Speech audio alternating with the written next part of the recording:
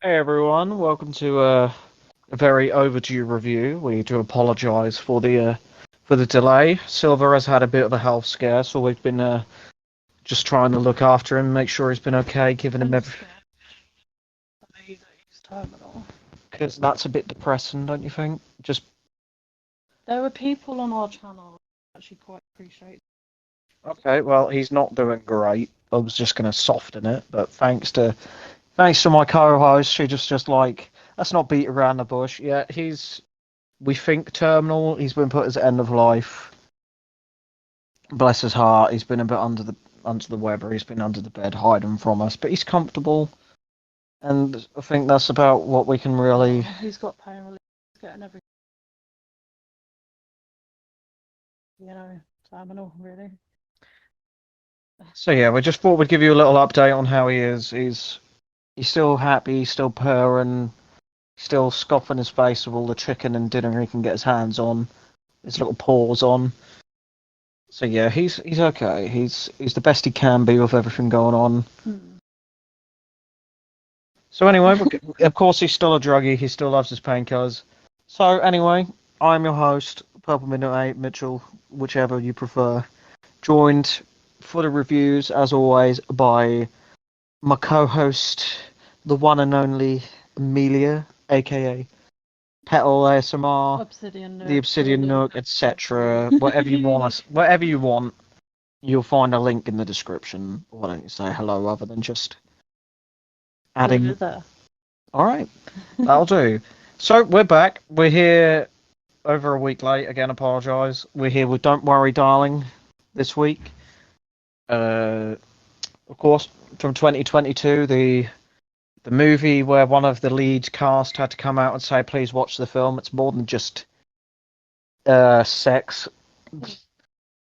But that's what happens when you fill the marketing with So it. this was my choice. This was her choice. We do have another film that we went to see today, which will come out before this review, but we'll record after this one. Just because we're a little short on time at the minute. Because we need food. Because we just went and watched it. We won't spoil what it is. But it doesn't matter because this will come out after the first after that review. So I might as well just say it realistically. Went to watch The Little Mermaid, the 2023 remake. You can find our review and discussion, etc. on this channel, obviously. But enough about that. Of course, Don't Worry, Darling came out last year to a surprisingly mixed reception because it was advertised to be like a romance. But as I said to you, I didn't. It took ages for us to watch it because I was so against. They did the cover as a romance thing, and even I didn't see it at the cinema because I was like, nah. And it's not until it popped up on TikTok when It's people not were until you had posting it about it spoiled everywhere online. that we were then like, oh yeah, we're gonna watch it, and then we were actually like, we got it on. Well, my stepsister got it for us on DVDs. Yeah, so we now have that, and as I say, we didn't really want to watch it because it looked like a romance, and then you watched it and were like, "Can we please do it for the channel?" I will say when I did my notes for this film, we had already seen it, so it didn't have my initial thoughts. So I apologise for that. I know we all like to see my at the time first first draft notes, first view of just taking the piss and being confused out of everything. But there is a bit of confusion. There is quite a bit where we're just like, what? What happened? What does this mean? Why wasn't this answered? I But mean, we've watched it twice, and on the second go, we're still a bit like, why? the first time around, there's the mystery, and the second time we rewatched it, there was a bit more explanation of the main plot points, but there was still quite a bit we were just like, I don't know. I still don't know. So, we'll get right into it. It's a psychological thriller directed by and, as we find out, well, as I'll mention in a minute, also starring, well, not starring Olivia Wilde, she's part of the supporting cast. From a screenplay by Katie Silverman. I'll be honest, I don't know who it is. I apologise. I say that every time. Like, I just want to credit them, but then I'm just like, I don't know who these people are. Sorry, lol. It's based on a spec script. I don't know what that means. I apologise. Again, there's a lot of apologising for shit I don't get. I just got it off the internet by Carey Van Dyke, Shane Van Dyke, and Katie Silverman as well. So, our movie begins with a party between some friends who are couples. Once again, given that sort of vibe of it's going to be a romance film. We have Jack and Alice, who are our main characters throughout. Harry Styles and Florence Pugh. Don't need to explain who they are. They're very big people in the media. I don't know what you want to call it. Harry Styles, of course, is a musician.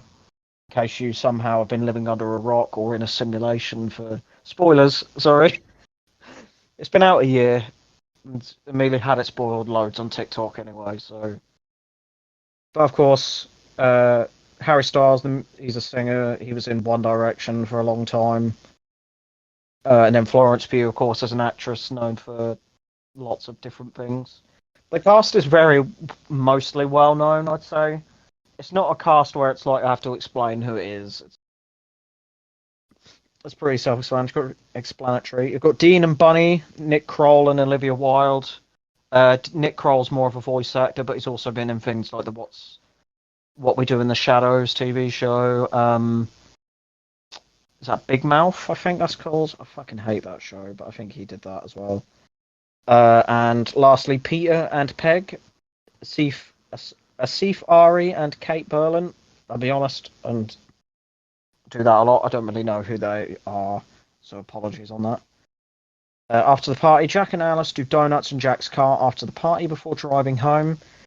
He drives this really nice, like 50s convertible. It's a nice car. Don't get me wrong, because the whole idea of this town they live in, it's very It's very colourful and kind of back in the past. it's like those. It's like what you'd see in ironically, I'm going to plug it, but Fallout 4 in the in the pre-war opening of Fallout 4, it's all like futuristic and it's bright, colourful, but it's also the whole vibe of Fallout 4 is it's like the 50s and 60s, but it's like I think about 50 odd years from now. Mm.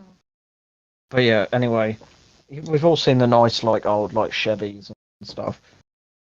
The next morning, Alice makes Jack's breakfast before he must go to work, and a mini earthquake causes Alice to ask questions about what Jack's work, which he does not answer. So we'll start off here because the earthquakes are never really explained. It's very confusing because they happen a few times, but it's never explained what causes them. But I think it may be to do with the fact that this is a simulation, and it may just be like a technical issue because nothing's perfect. But it's weird how it's as opposed to it just being a regular technical issue. It's just like an earthquake, like it's deliberate. Yeah, it's kind of really weird. It just kind of happens, and there's no kind of reason. But then throughout the film, you have other things like the eggs and that kind of glitch out as well, if that makes sense. Yeah. So it's very secretive with Jack refusing to really elaborate on what he does for work, other than he works for a company called Victory. Uh, it seems like a big secret like three-letter agency like CIA, FBI, and all that sort of stuff, but it's never. It is a stat like elaborated on, but anyway. So Jack and the other men leave like their wives behind. So again, it's a nice, bright, happy, colourful neighbourhood. Very lavish, very. It's like a town we'd all like to live in if it was actually real. Mm. The men, as I said, the men work for a secretive company called Victory. Alice does chores at home and heads into town with the other women for ballet classes. Peg is shown pregnant before they are interrupted by the teacher, who is Shelley. I will just say she's also. Is his name Frank? Chris Pine's wife? Yeah, I think that's it. Shelley, played by Gemma Chan. Oh, I keep fucking pressing buttons again.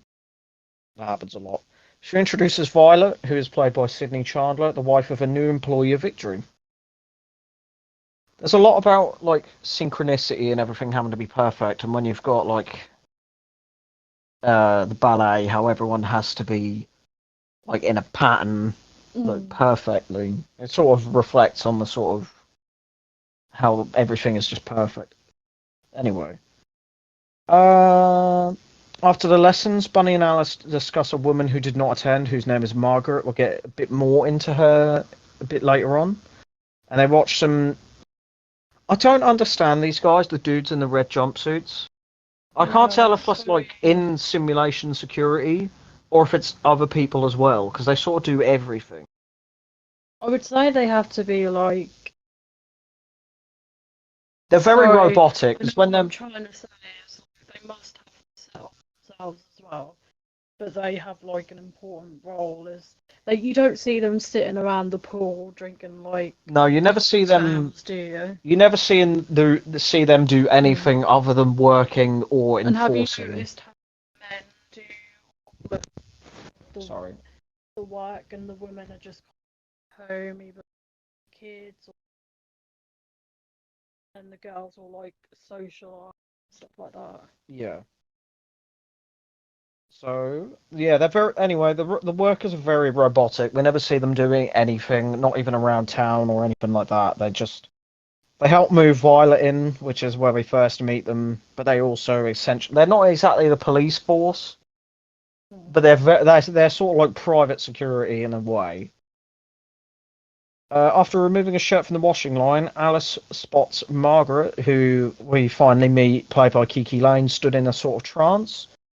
She's holding a toy plane, which we'll get back into later on because it does sort of come back for plot reasons.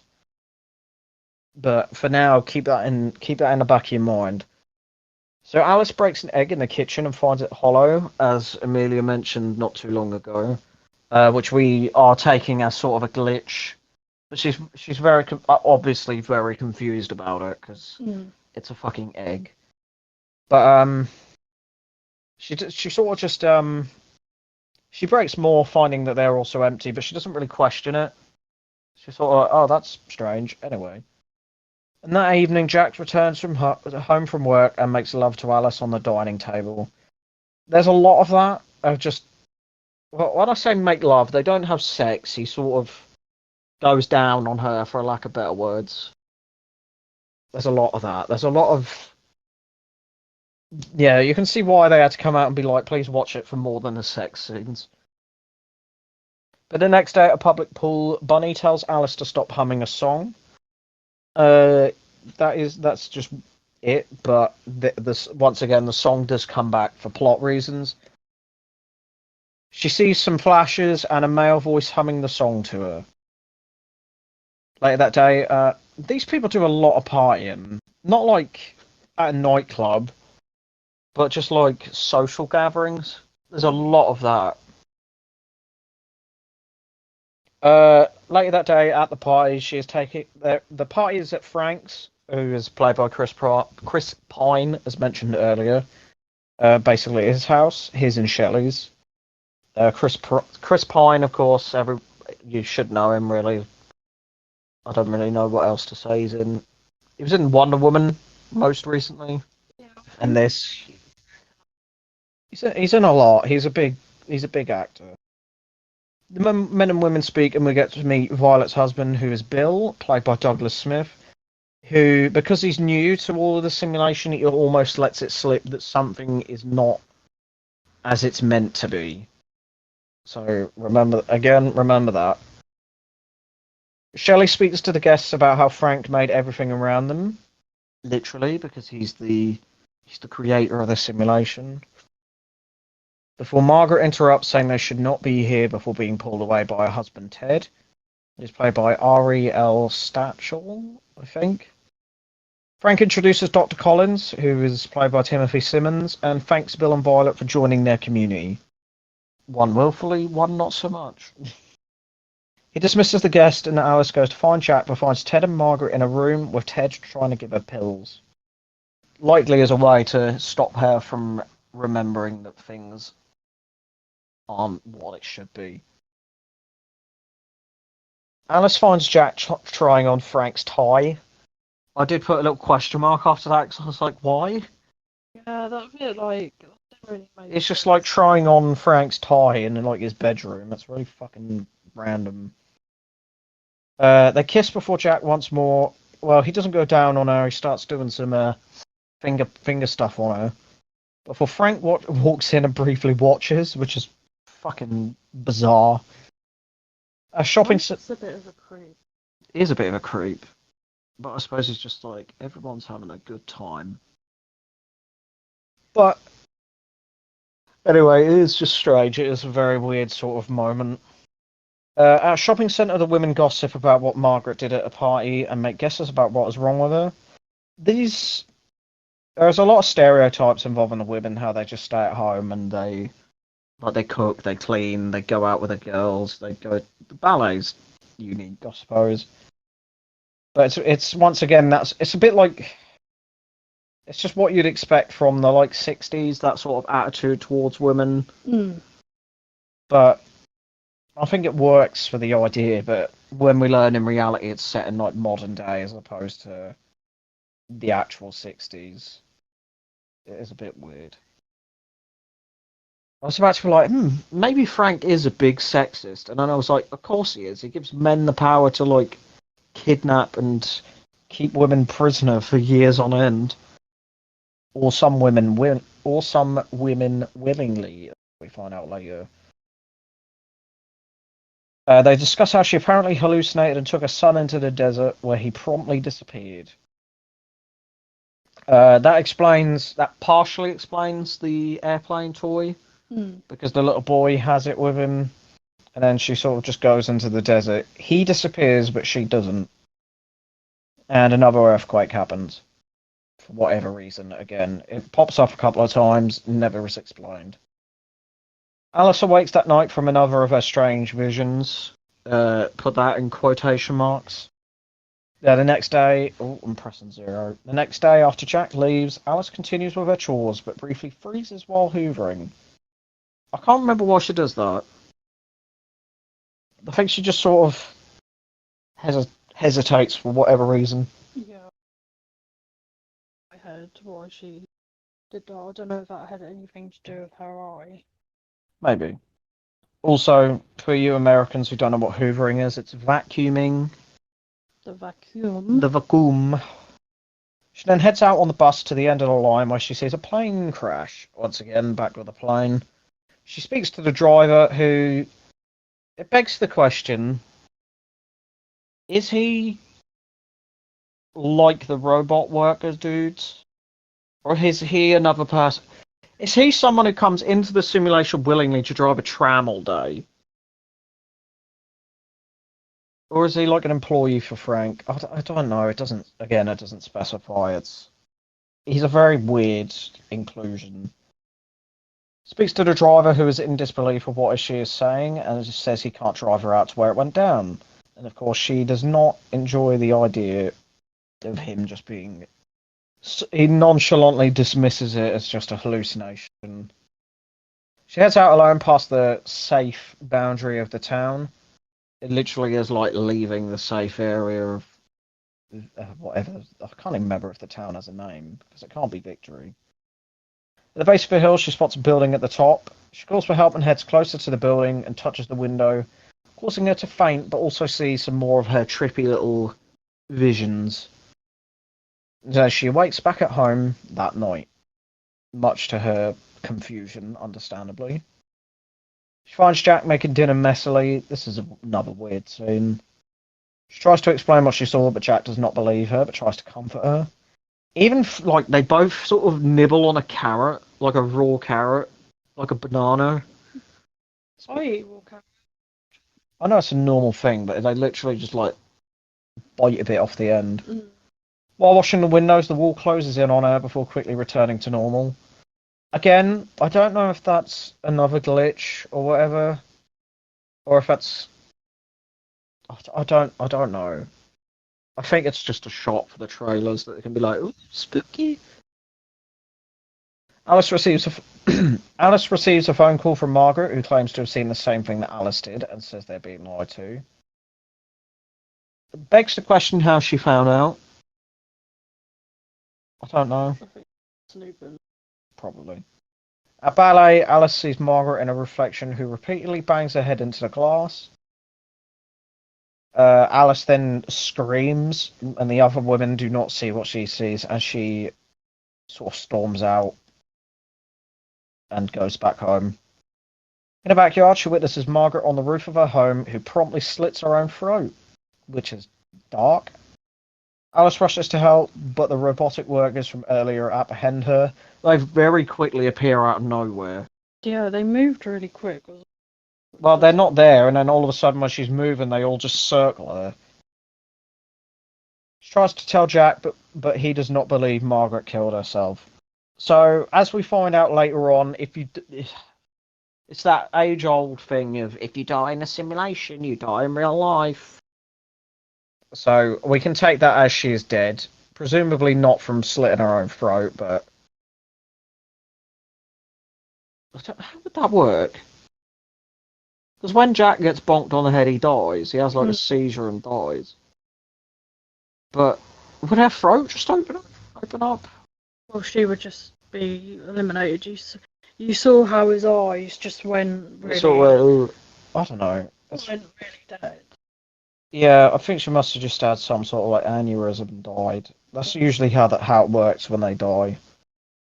Alice once more tries to ask Jack about his work, but he again denies that he can tell her anything. Once more, it's a lot of secrets and stuff. Again, it's very much. It goes back to the whole with the 60s. You had the government that everyone was sort of questioning. I'm hoping that up. What, still snoring? Yeah. I doubt it. He is snoring, so you know he's well. That's how we.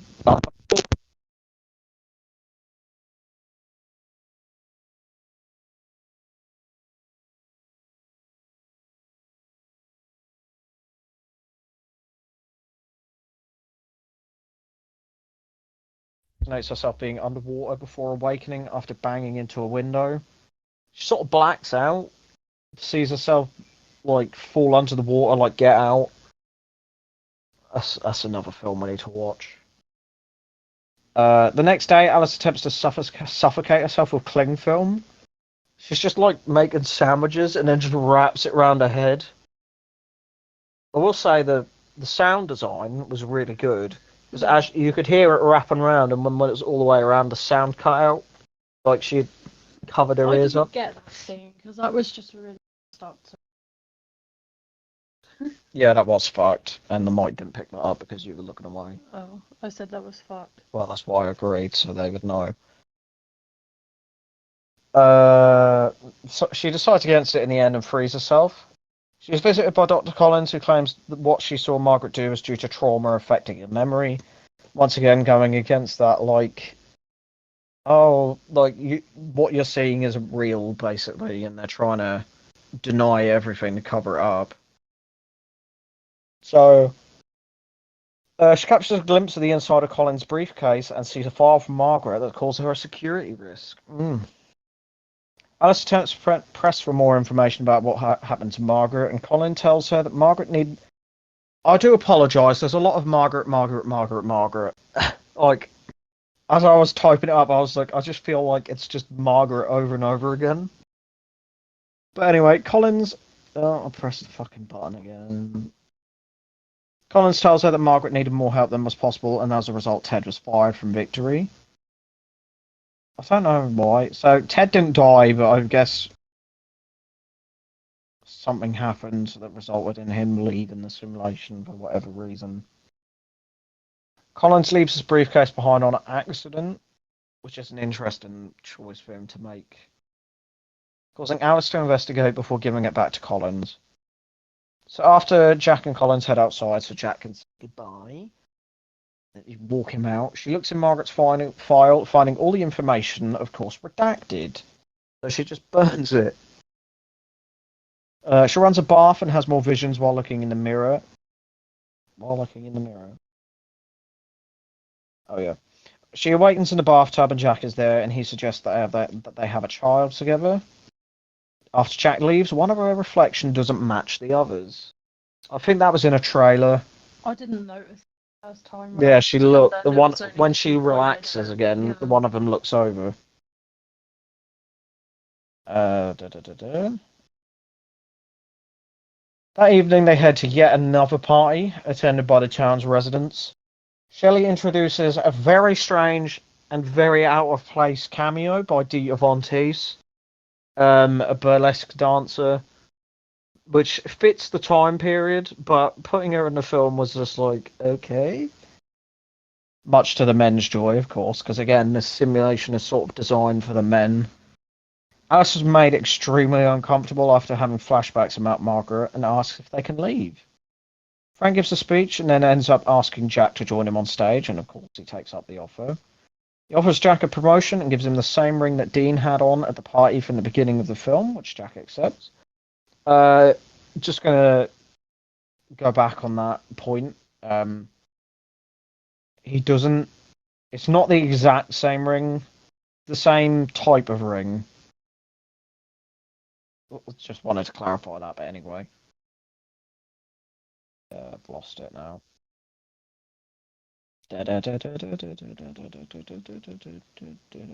Fuck's sake, I've lost it. Oh, there you go. Alice retreats to the ladies' room as Jack does this weird fucking dance on stage. What the hell's that? That dance he does on stage. Oh, that felt like to me. That felt like he was being controlled because It did make him look na- like a puppet because his movements were very. naturally I couldn't do that type of dance with the No, way it's he very was about. unnatural. So I kind of felt like he was being controlled by the music, or generally they, I don't know, they've done something. It's very weird. It's another thing that isn't explained. Because he kept trying to look for Alice, didn't he? In that, because I said to you, "Oh, we keep looking for Alice." So I kind of feel like he couldn't stop himself from moving. Mm. That's why I said it felt kind of controlled, like a puppet. Yeah. Alice is found by Bunny, and Alice tells her about what happened to Margaret and how Victory is attempting to cover it up. She explains about what happened in the desert involving the Furious building, but of course, like everyone else, Bunny doesn't believe her and then calls her, basically compares her to Margaret with this sort of like paranoia and like basically just losing her fucking mind. The next day, Alice and joke. This film is a bit of a joke sometimes. Next day, Alice and Jack hosted, ladies and gentlemen, a fucking dinner party for them and their friends, except Dean and Bunny, who I don't know if they didn't want to come or they just weren't invited. Whatever it is, they just didn't come. Frank and Shelley also arrive as well. They were invited. Frank speaks to Alice in the kitchen and apologizes for Bunny not believing her. He explains how he's been waiting for someone to challenge him and then just nonchalantly returns to everyone else. I feel like somehow he can hear everything that goes on in the simulation. Or as later we find out that maybe Bunny might have just told him. I don't know. We'll see. Alice asks where Violet's from. She says Philadelphia. Alice says most of the women are from the same areas. And that they all share the same honeymoon spots and the last beaches they went to. Alice continues to point out certain so-called coincidences. I didn't want to list them all because I felt like I'd be fucking there for hours doing a list of all the things they have in common. Frink, not fucking Frink from The Simpsons. Frank calls what she is saying delusions and tells everyone about Alice going to the headquarters building. So yeah, we find out that suspicious building in the desert is called the headquarters. Frank assures Violet and Bill about what she is saying as Alice continues to yell. When I say assures Violet and Bill, basically tells them to ignore what she's saying. And Alice continues to go on a fucking mad shouting spree. Shelley interrupts her, agreeing with Frank and insulting Alice before leaving. The other guests also leave, except Frank, who taunts her before also leaving. Jack speaks to her and accuses her of sabotaging him and his job, which is an interesting choice. Jack does not believe her reasons for her outburst. Oh, the computer's crashed. Oh no, there you go. Alice begs him to leave with her and go anywhere but where they are now, and very quickly Jack agrees to leave that same night. So Jack waits on the car for her but does not start the car when she goes in. gets in, much to her fucking annoyance. And all of a sudden, before you know it, excuse me, robotic workers from before surround the car and grab her, while Jack sobs and frantically apologizes before breaking down in the car. Alice is strapped to a table and forced to have electrotherapy by Collins and his nurses. Are you okay? That's a lot of words. In a dreamlike sequence, Jack says he's lost his job and Alice will take more shifts. This version of Alice is a surgeon. I put that because I didn't want to avoid spoilers, but I've already spoiled most of the film by now. This is the real world's Jack and Alice. So she leaves from work and returns home to Jack, who is a layabout douchebag. He listens to like Alex Jones podcasts and shit. He also has a very weird American accent, which doesn't entirely sit well with me. Alice heads to bed while Jack listens to an audio recording by Frank about the very simulation they were living in. After her therapy, Alice returns home seemingly back to normal and is welcomed by Bunny. Alice and Bunny lounge in sunbeds as some children run up to them. These are Bunny's kids, I think, who we find out in real life are fucking dead for unexplained reasons. Men once more head off to work. It basically comes full circle to the start of the film. Then a day, Jack returns and makes the very fucking stupid mistake of singing the song she's been humming throughout the film. Why did he do that? We see flashes of what is revealed to be the real world. Jack has been keeping Alice strapped to her bed in their home while she is kept in a simulation that is the town the movie takes place in. So there you go. This is your big M. Night Shyamalama Ding Dong fucking plot twist at the end. In the simulation, Alice finally realizes completely about what's going on and collapses, telling Jack to stay away. Alice confronts him about what he did to her, and he immediately like caves in. He's immediately like apologetic about what he's been doing to her. She yells at him for how he acted and how he lied. He begs forgiveness and hugs her, admitting that only the women are trapped, not the kids, not the men. Because, as we find out, when the men go to work, it is them waking up from the simulation and heading back to the real world in order to keep their prisoners alive. Hugs her even tighter in order to hurt her, but she basically to suffocate her for whatever reason. But she hits him in the head with a glass, killing both the fake Jack and the real Jack. This insinuates that Margaret is also dead. So yeah, because we see that the in simulation Jack has died, we also see that the real life Jack has died. So that then says that if Margaret slit her own throat and died, that means the real world died. It's very weird. It's very strange. Frank is informed of Jack's death as Bunny arrives at Jack's and admits she knows everything. She says that she wanted to be in the simulation to be with the kids who died. So yeah, as I said earlier, there are women who voluntarily got put in the simulation, and who I meant by that is Bunny because her kids have died in real life. As I said earlier, it's a lot of me saying "as I said earlier," but yeah. So now you know what I was saying is back, and not just some random bullshit I put in my notes. Alice heads outside as a siren blares, and outside the other couples come outside to see what happened and what's going on. Women start to realise she is right the whole time, and of course, as a result, so is Margaret. The simulation begins to crumble as the women realise what's happening. So when the women sort of realise what's going on, there's like a light behind them that bursts, almost as if they're like the magic has gone and the whole thing's fallen apart. Bunny yells at Alice to run because, of course, the fucking men in the red jumpsuits come. So Alice takes off in Jack's car as the workers from before arrive and pursue Alice in more cars.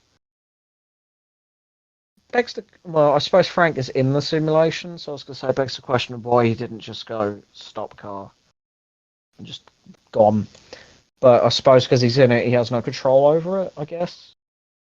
Collins joins the pursuit, and two workers' vehicles collide with him, killing him and the four other workers. I like to put numbers in like it matters, like we're counting. But I think it was four workers, two in each car, and then Collins himself. So that's again, I don't know if the workers are real or if they're just programmed into the simulation. So I guess Collins is possibly the only real casualty. Mm. When I say like collides with them, I mean they literally hit each other and explode. There is no chance of survival. Like they're Yeah, fucked. he definitely. That motherfucker dead. So Frank at his home receives a call informing him of the deaths. So that includes Collins, and Jack. Never mind the workers. So that once again sort of makes me think: are they real people or not? Shelley just stabs him in the chest for his mistakes in order to well, I say take over, but I assume it's possible sequel bait if they ever want to do another one. I don't know. I don't know how this was received really, and presumably killing him. But again, if they ever make a sequel and retcon it, he could have survived somehow. Alice is forced to proceed on foot after getting her car stuck. It's very weird. Her tires just get stuck in some dirt, and then she's just forced to run for it. Alice just makes it to the headquarters building, but is greeted by a vision of Jack, which I still don't understand. If he got hit in the head with a glass and died in real life and in the simulation, how did that vision of him come to give her like a cuddle from behind and it's like, stay with me? Is it like a last kind of that even though he's dead, she wanted to see him type thing? Do you know what I Kind mean? of. Again, it's not explained, so Is we're it in sort of her just imagination, basically? yeah. It's very strange. It's unexplained. She briefly holds him but snaps out of it as more of the red jumpsuit workers converge on her, but she manages to touch the glass in time. We see more visions, both real world and the simulation, and as a result, the movie ends with Alice awakening in the real world. And then the film ends, of course. So, this time when she touches the glass, she wakes up. So, presumably, the first time she did it, Jack was there to wake her up, basically. To put her back in, I should say. Which is very convenient timing. So, that was it. That is Don't Worry, Darling, and our thoughts on it. Should we give our rating? Because you said you rated it higher, but upon watching it a second time, you sort of Hmm. you were unsure, and you said you wanted to reduce it. I think I think I'll agree. I think the seven's good. I think the performances are good. I think there are some good shots. that I would watch it because there's no like Well, and we had it on explains. DVD, and as you've seen in other reviews, that's her way of deciding if she likes a film or not. But considering there's things that aren't explained for me, I've watched it the second time round. And it's still It feels a confusing. bit trippy like Triangle, but the thing is, I don't know if that's just because Triangle is based at sea, so because I love that kind of thing. Yeah, but either way, it was a good film. I mean, I still liked it because obviously you've got virtual reality in there, which is what You love your sci-fi sort of thrillers and yeah, horrors. Anything which is thrown a something lot that, of fun, really. yeah, simulations, all sorts of stuff like that is your sort of deal. I don't think you can have a 10 though, just because there's some unexplained As things. I said to you when we were watching it, there's you've got to find a good mix of having mysteries that either you can figure out yourself or is explained. The mystery is always good. Don't get me wrong, but there's got to be some payoff to that mystery, other than just leaving it completely unexplained and leaving.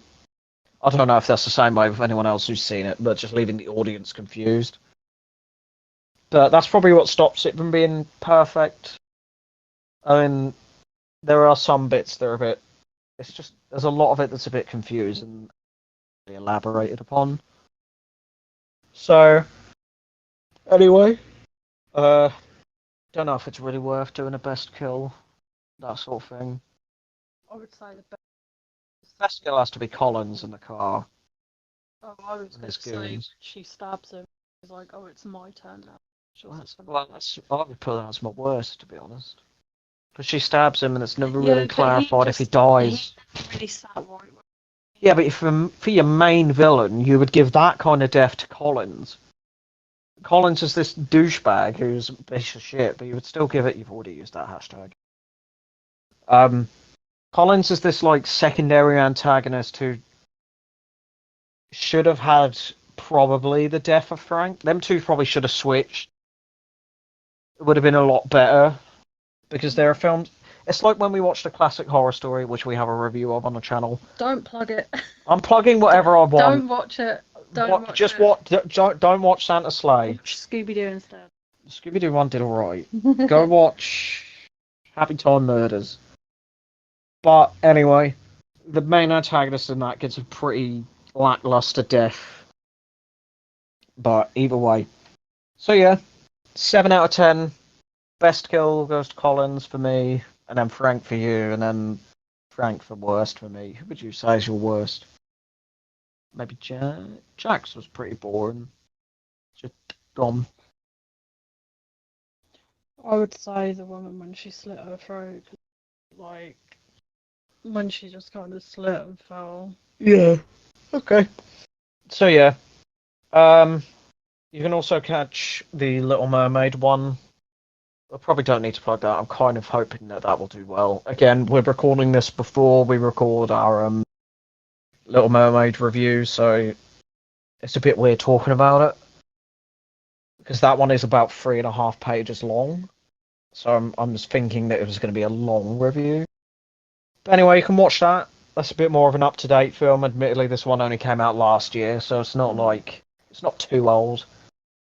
But yeah, you can catch my turn next week because this was your pick for the week, and then don't know what it'll be next week. I have some ideas. I say this every week, like I know. Anyway, Little Mermaid you can catch somewhere. You can find out how this film paired against other films in the letterbox linked in the description. You can find Amelia's channel in the description, one of them anyway. Do you want to tell them which one? The Obsidian Nook Petal ASMR. Okay, no, you can find the Obsidian Nook in the description. She also has a channel called Petal ASMR. Anyway, thank you for listening. I, of course, have been your gracious host as always. She has been the extra one. Fuck you. And we'll see you next time.